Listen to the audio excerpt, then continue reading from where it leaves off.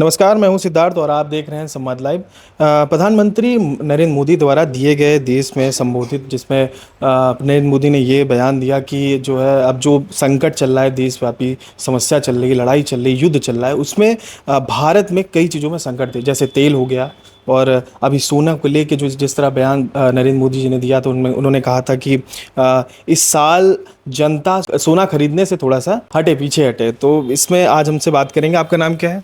मुझे रत्नेश कुमार अग्रवाल कहते हैं। मैं प्रदेश अध्यक्ष हूँ उत्तर प्रदेश रिटेलर्स एसोसिएशन की। आपकी दुकान में काफ़ी भीड़ रहती है, मैं हमेशा से आता हूँ, देख भी खुद कस्टमर रह चुका हूँ यहाँ का।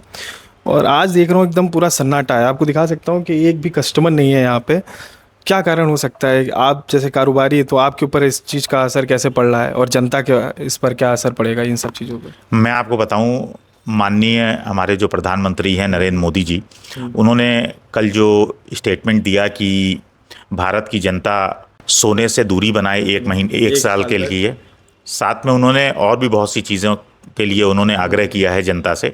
मैं आपको बताऊं पहले तो कि उनका जो कल स्टेटमेंट आया है उसको किस तरीके से देश की जनता को और व्यापारियों को लेना चाहिए। देखिए, ये जो विपरीत काल चल रहा है, आप जान रहे हैं पिछले कुछ सालों से पहले यूक्रेन और रूस का विश्व युद्ध चलता रहा। यूक्रेन और रूस का जो युद्ध चला वो लगभग 4 साल से बराबर चल रहा है।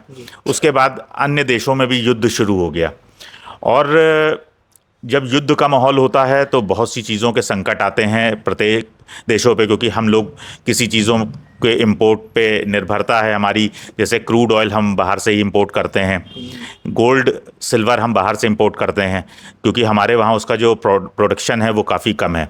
लगभग 800 टन सोने का इंपोर्ट भारत एवरेज में हर साल करता है। एसेट माना जाता है, वो गोल्ड को ही माना जाता है, तो हर कोई गोल्ड में ही निवेश उस समय पसंद करता है। अब इसमें भी जो आपको बता दूं, गोल्ड सिल्वर में भी जो निवेश के तरीके हैं वो कई मेल से इसमें निवेश किया जाता है। पेपर गोल्ड होता है जिसको कि हम ETF कहते हैं, ETF के थ्रू भी गोल्ड की बाइंग की जाती है। साथ में कमोडिटी एक्सचेंजेस हैं जो अपने वहाँ, उसके अंदर भी गोल्ड सिल्वर की और अदर कमोडिटीज़ की बाइंग की जाती है। बाकी जो घरों में शादी ब्याह छोटे कार्यक्रम हैं उसके अंदर तो मुझे नहीं लगता है कि देश की जनता कहीं भी रुक पाएगी, मान पाएगी। उनके घरों में शादियां होंगी तो मेरा यही था कि अब शादी ब्याह का लगन का माहौल चल रहा है पूरा, और उसके बाद क्या अब नरेंद्र मोदी ने ऐसे बयान दिए, उसके बाद पूरी जनता पैनिक नहीं कर रही है, फिर भी समझ रही है। लेकिन अब समस्या तो हर परिवार की खुशी में भी आएगी ना, तो आप क्या करेंगे?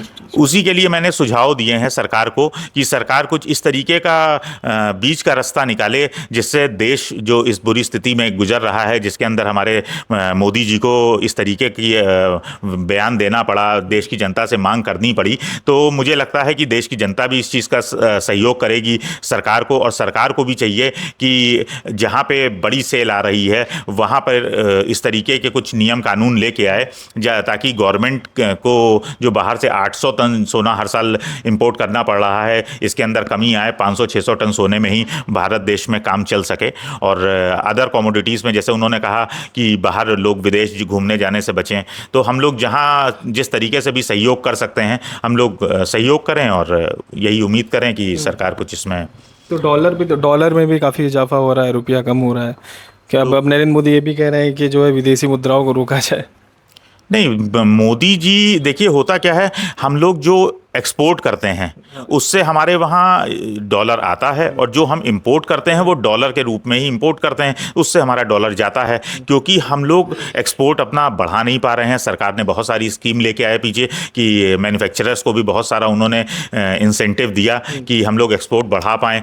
हम लोग क्योंकि शुरू से कृषि प्रधान देश रहा हमारा, तो कृषि उत्पादन जो हमारा था उसके अंदर एक्सपोर्ट में जो डॉलर्स कम आते हैं। तो ग्राहक को आप क्या संदेश देना चाहेंगे, क्योंकि माहौल अभी शादी वाला बन रखा है, तो ग्राहक भी तो बड़ा परेशान हो गया होगा इन सब चीज़ों से? मैं आपको बता दूं कि ग्राहक की परचेजिंग पावर पिछले कई सालों से, मैं कहूँगा पिछले 1 दशक से घटती चली जा रही है। जो एक शादी के अंदर 10 तोला माँ बाप सोना चढ़ा देते थे अपने बच्चों को, आज वो शादियाँ 2 तोले के अंदर ही निपट रही हैं। मतलब मैं कहूँगा 100 ग्राम सोने वाला 20 ग्राम सोने में काम चला रहा है, और जो 20 ग्राम में सोने में काम चलाता था वो 5, 7, 8 ग्राम में सोने में ही काम चला रहा है। तो देश की जनता से इसके ऊपर कोई फ़र्क नहीं आ रहा है विशेष। उनके ऊपर ज़रूर गवर्नमेंट की एजेंसीज़ को निगाह रखने वाली हैं। जो लोग भारी मात्रा में गोल्ड की परचेजिंग कर रहे हैं, जो बुलियन में परचेजिंग कर रहे हैं, ईटीएफ में परचेजिंग कर रहे हैं, उसके ऊपर गवर्नमेंट को, उन लोगों को कुछ जैसे लॉन्ग टर्म कैपिटल गेन सरकार ने बढ़ा दिया इस बार इक्विटी मार्केट में, तो इस तरीके के उन लोगों को आप इक्विटी मार्केट से उनको दूर किया, अब कि आप उस पर लॉन्ग टर्म कैपिटल गेन ज़्यादा मात्रा में, तो जिनका जो निवेशक है उनकी भी गलती नहीं है, उनको तो जहाँ पे लाभ दिखाई देगा वो फिर उधर अपना रुख मोड़ लेंगे।